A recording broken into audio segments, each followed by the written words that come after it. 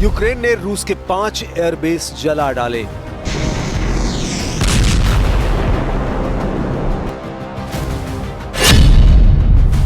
Ukraine ने उड़ा दिए पुतिन के 40 बमबर्षक।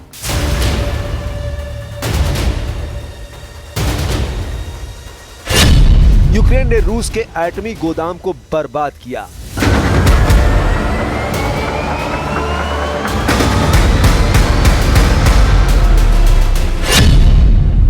यूक्रेन ने धुआं कर दिया पुतिन का एटमी नेवल बेस।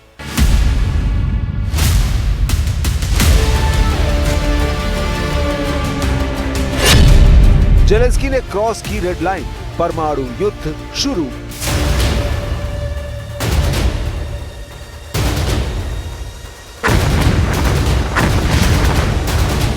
बीते 2 दिन पुतिन ने बहुत कुछ सहा।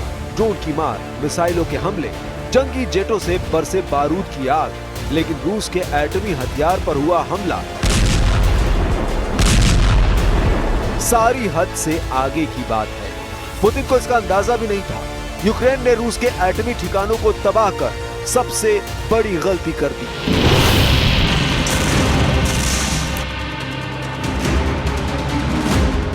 पुतिन को अब कोई नहीं रोक पाएगा।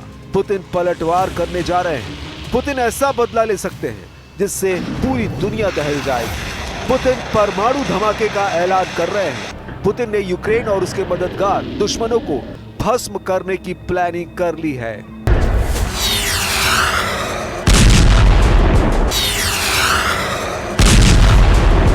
पुतिन की आखिरी चेतावनी आ गई। पुतिन के अगले कदम की भनक अमेरिका को लग चुकी है। व्हाइट हाउस सुपर एक्टिव है। पेंटागन में न्यूक्लियर वॉर के खतरे का हिसाब लगाया जा रहा है, क्योंकि पुतिन ने जो कहा है वो सिर्फ यूक्रेन को डराने के लिए नहीं, ये पूरी दुनिया के लिए अलार्म है। 2 जून को रशिया न्यूज ने पुतिन के उस वीडियो को रिलीज किया है जिसमें उन्होंने दुश्मनों की तबाही की तस्वीर बयां की थी। На поверхности Солнца. Ну, мы же понимаем, да, с 80-х годов еще разрабатывали системы, значит, планирующего блока летающего. Авангард мы его назвали. Там сопоставимые температуры, чуть меньше, чем на поверхности Солнца. В конце 80-х годов еще задумались о том, чтобы сделать такие системы. Не могли, потому что не было материалов. Вот в чем была проблема. Он летит и плавится, как эскимо. И सिग्नल उправление проходит। पुतिन जब बदला लेंगे तो तारीख बनेगी, त्रासदी की तारीख, ऐसी त्रासदी जिसका दायरा यूरोप से अमेरिका तक होगा। लेकिन पुतिन की पुरानी धमकी को यूक्रेन के सबसे भीषण हमले के बाद क्यों सुनाया जा रहा है? क्यों उनके एटमी युद्ध और उसमें इस्तेमाल होने वाले हथियार की जानकारी दी जा रही है? व्हाइट हाउस प्रेस सचिव कैरोलिन लेविट का बयान बेहद सावधानी से सुनने की जरूरत है। प्रेसिडेंट ट्रंप की धड़कनें रूस यूक्रेन के बीच नए सिरे से हो रहे हमलों ने बढ़ा दी है। President's reaction to that Ukrainian drone attack, stunning drone attack on Russian air bases. I'm sure he saw that. What's his reaction? Well, look, the reaction is this war needs to come to an end. And this war has been brutal from both sides. Too many people have died. And the president wants this war to end at the negotiating table. And he's made that very clear to both leaders, both publicly and privately. America को यकीन हो चुका है कि Putin परमाणु धमाके करने जा रहे हैं। ये धमाके यूक्रेन, यूरोप और अमेरिका तक हो सकते हैं। पेरिस में जेलेंस्की से मुलाकात के बाद अमेरिका की दोनों पार्टियों के 2 सीनेटर ने पुतिन के इंतकाम की भविष्यवाणी कुछ यूं की है। अमेरिका की रिपब्लिकन पार्टी के सीनेटर लिंडसे ग्राहम और डेमोक्रेटिक पार्टी के सीनेटर रिचर्ड ब्लूमेंथाल ने रूस के खतरे को बयां करते हुए कहा है कि पुतिन सबसे भीषण युद्ध की शुरुआत करने जा रहे हैं। पुतिन की कोशिश यूक्रेन की ज्यादा से ज्यादा जमीन पर कब्जे की है। रूस बड़े हमले के लिए तैयार है। बड़ा हमला परमाणु हथियार के इस्तेमाल का हो सकता है, जिसका सबसे बड़ा भंडार रूस के पास है।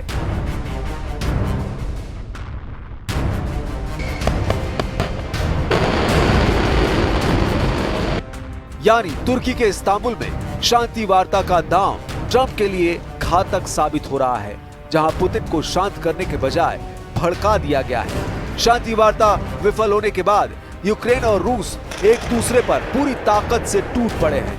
शुरुआत यूक्रेन की तरफ से हुई।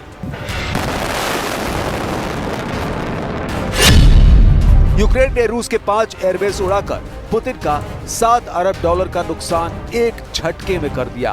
यूक्रेन ने इस बार फ्रंट लाइन से 4000 किलोमीटर दूर साइबेरिया तक धमाके कर पुतिन आर्मी के होश उड़ा दिए।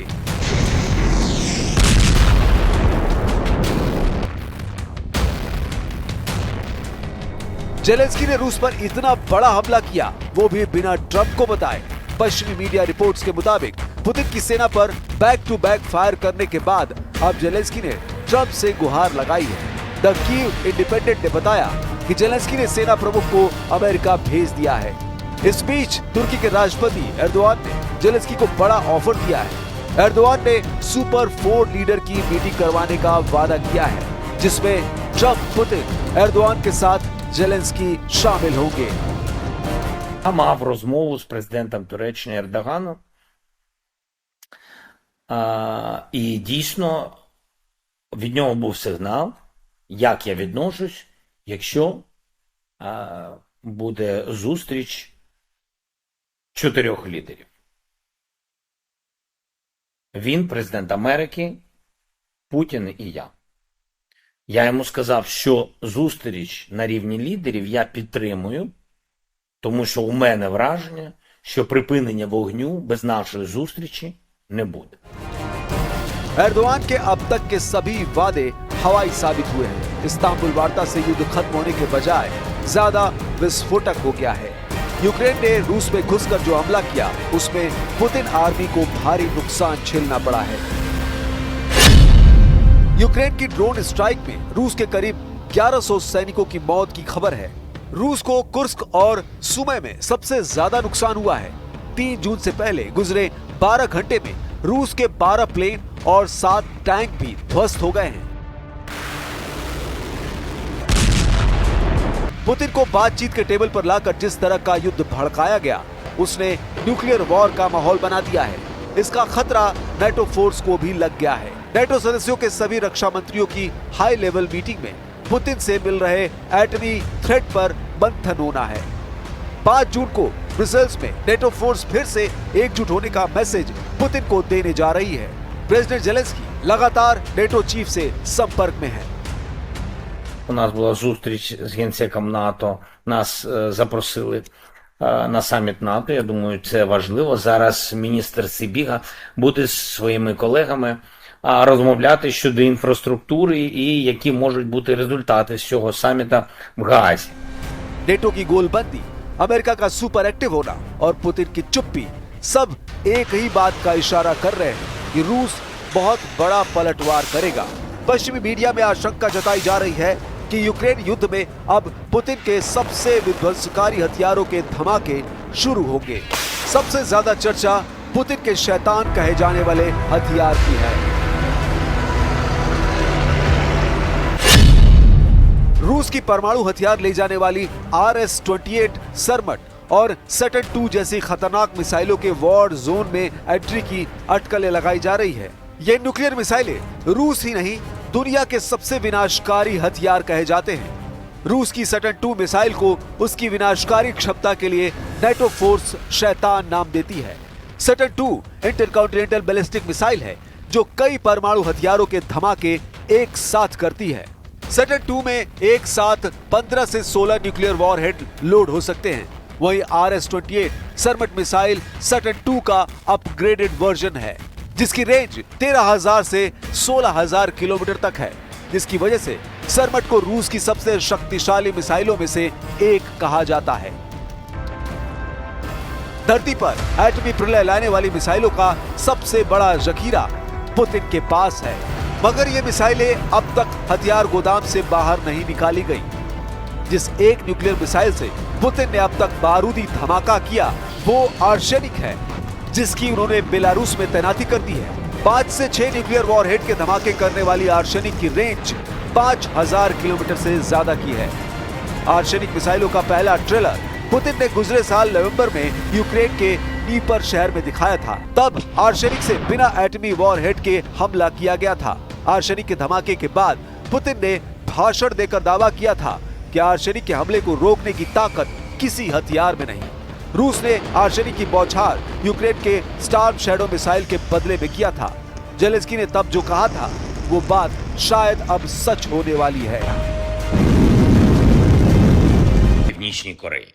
Сьогодні була нова російська ракета. Всі характеристики – швидкість, висота міжконтинентальної балістичної. Зараз тривають експертизи. Очевидно, що Путін використовує Україну як полігон. Очевидно, що Путін боїться, коли поруч з ним просто є нормальне життя. Внимание, расчет. Пуск.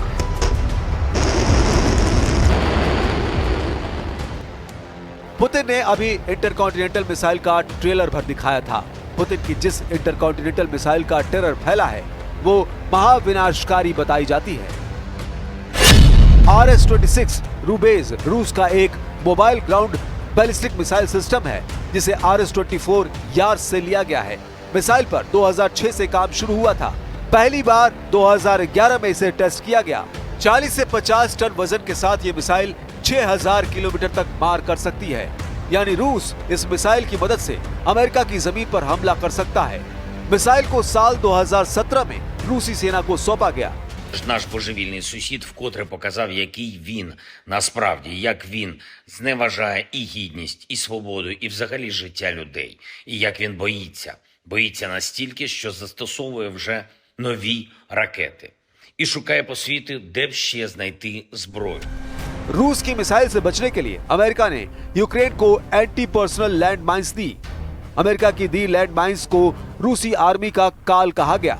ग्राउंड बैटल में यूक्रेन को कुचल रहे रूसी टैंक और सैनिकों को ऐसी बारूदी सुरंग पर चलने के लिए मजबूर किया गया जिससे बचना नामुमकिन है। अमेरिका ने यूक्रेन को जो एंटी पर्सनल लैंड माइन दी है वो सिर्फ 2 किलोग्राम के भार पड़ने पर फट जाती है। लैंड माइन पर पैर पड़ने के बाद थोड़ी सी हलचल होने पर धमाका हो जाता है। अमेरिका के एंटी पर्सनल लैंड माइन के एक धमाके में कई जवानों की जान जा सकती है।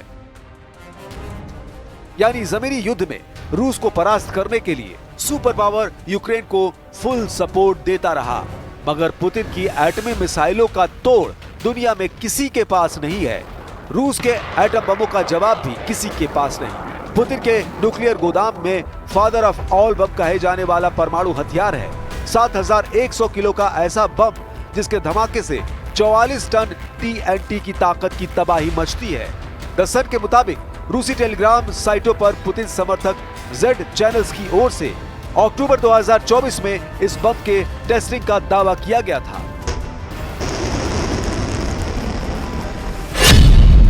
यूक्रेन के खार्किव में ODAB 9000 बम गिराने के दावे की न तो रूस ने पुष्टि की न ही यूक्रेन ने। हालांकि इससे इनकार नहीं कि जरूरत पड़ने पर पुतिन किसी भी हथियार को दुश्मन को दहलाने के लिए इस्तेमाल कर सकते हैं। यूक्रेन ने जिस तरह रूस को 1 जून के बाद से दहलाना शुरू किया है, उसके बाद पुतिन को रोकने की जरूरत कोई भी नहीं जुटा पा रहा है। यानी अब होगा वही जो पुतिन चाहेंगे। युद्ध का खात्मा पुतिन स्टाइल में न हो, इसकी दुआ यूरोप और अमेरिका भी मांग रहे हैं।